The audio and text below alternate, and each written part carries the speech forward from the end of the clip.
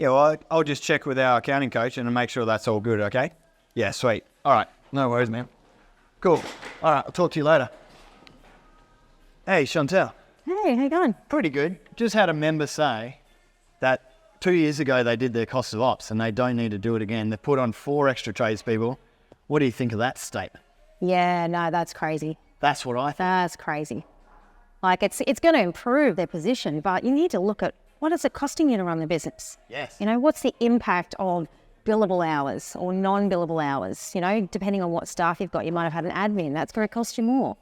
Everything you change in your business is going to impact on not necessarily your ability to charge out at the same rate, but what what sort of profit margins you can make. You know, what's the end goal? Yeah. Yeah. Yeah, how much revenue you can make, and as a result, how much profit you'll make from that. Yeah. But what I find really fascinating is when you scale up, so every tradesperson, admin, you know, ops manager, whatever the role is you're hiring for, will completely change the dynamics financially. Absolutely. Also to the max revenue you can make, but also for you as a business owner, handing over that responsibility to someone else means that you no longer have to do it. And so that frees up your time to do other things. But usually what we tend to see, if you put tradespeople on, you get a more revenue being able to be achieved, but also initially there's a cost to that. Yeah. But what people don't see is that you've got all of this extra capacity to grow into, which people don't realize the extreme benefit of that as well. Absolutely. And the other thing that I find that a lot of people don't realize is that being on the tools and off the tools isn't a snap thing. You know, for some people it's quicker, for some people it's a longer process. But having that cost of ops calculator there gives you the ability to say, okay, well, I'm doing 40 hours on the tools plus whatever I do. Yeah. You know, now what happens when I drop back to 30 hours on the tools? What does that do to my overall profit? Can I afford, not so much afford, but can I, absorb the impact of having that admin person on? What does that do to my, charge out rate? Can I absorb that? Or what do I need to do? Do I need to work on my efficiency? You know, what are the key things that I need to work on in my business? And the thing that I find that people don't realize either is if you're looking back at, okay, not just a charge out rate, it's not just for your cost, your charge out rate. Yeah. You can see exactly what it costs to run your business. And so you've got that marker, that line in the sand every day, every week. What do I need to turn over from my labor to actually meet that line? So, if you've got a goal, a target, if you're struggling, if there's certain things going on, you've got a line in the sand that you can say, okay, well, as long as I meet this, anything above that, regardless of efficiency, anything above that, anything above that, that's the line. I need to make this much in my labor on a weekly basis to cover costs. Yep. And what I love about that is, firstly, not many people have that. They don't have a line. So there's no sense of whether they did well or didn't do well throughout the week. And if you're not readjusting your cost of ops for your team that you currently have, that line will move up and down. And so you need to know how much you need to make in order to make profit. And this is where people get unstuck, is when they have workflow issues and all of a sudden they have a slow week or two and they don't see that it's the result of those slow weeks pulls all of the profit from the business. Absolutely. And so when they look at it from a quarterly basis or a monthly, like where's all the money in the bank account? We were so busy for a couple of weeks. Shouldn't that be in the bank? It's those inefficient weeks where the cost doesn't change. It keeps going. That's right. It happens every single day or every month.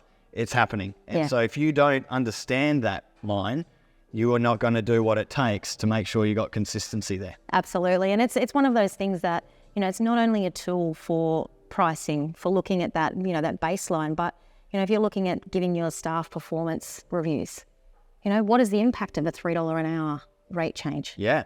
What is the impact of, putting someone on my admin and giving them more work?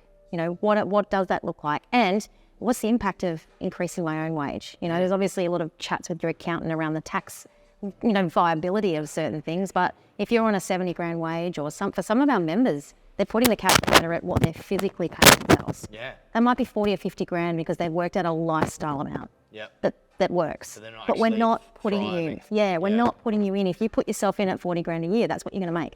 Yeah. If you're putting yourself in at 70 and then 80 and then 90, using that scaling system to, as you get back off the tools, also increasing, not necessarily on your real profit and loss, but on your cost calculator, increasing your wage to a relevant amount. And then looking at, okay, well, that is a guarantee within the system in terms of, if you can manage those figures and those efficiencies. But then it's like, okay, well, what's left over and what do I want to do with that? What do I want to pull out of the business? We need to know, even if you don't know the number, we need to know what that baseline is. And then we can work backwards and say, okay, well, these are the ways you can go about it. Yeah, I remember that triggers me. One of the years I was so busy all year. I was either busy trying to get work or I was busy doing the work. For the whole year, I was working 16, 18-hour, days. I was massive days all year. When I got to the end of the financial year, got the return back, and it said I made like $2,000 net profit. And that $2,000 divided by the amount of hours I worked over the year was something under $1 an hour that I made in terms of profit, and I wasn't paying myself that much. And that's when I realized I need to try and figure out how to understand these figures, because otherwise how am I meant to make sure I get consistency in these things that matter? Yeah, I mean, the business owner is the first person who can make money, but it's generally the last person that does make money. And that's a massive difference. And if you have your calculations built up to protect what you want to achieve, then it's a matter of working within those sort of guidelines of, well, can I achieve a better efficiency? Or can I charge at a higher rate? And it's really then saying, okay, well, if I can get this, then I have to do that. If I want this, then I need to do that. And I think most of the time that calculator, what a lot of people don't realise is it's a tool for you to play with to achieve the outcome that you want, and then say, okay, well, what are my guidelines? We all need boundaries. What are the boundaries I'm working within, and which one can I push?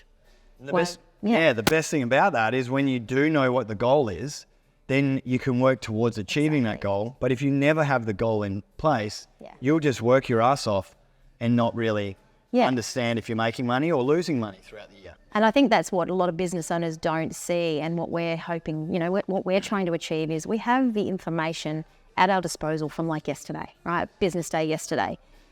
If we have it there and we're utilising it in the right way, we don't need to wait until we get to the end of the year and say, oh, I had a bad year. I had a bad quarter. Yeah, how did I go? Because to be honest, what you see on your tax return is actually, if you have a low profit on your tax return, that's actually just good tax management, right?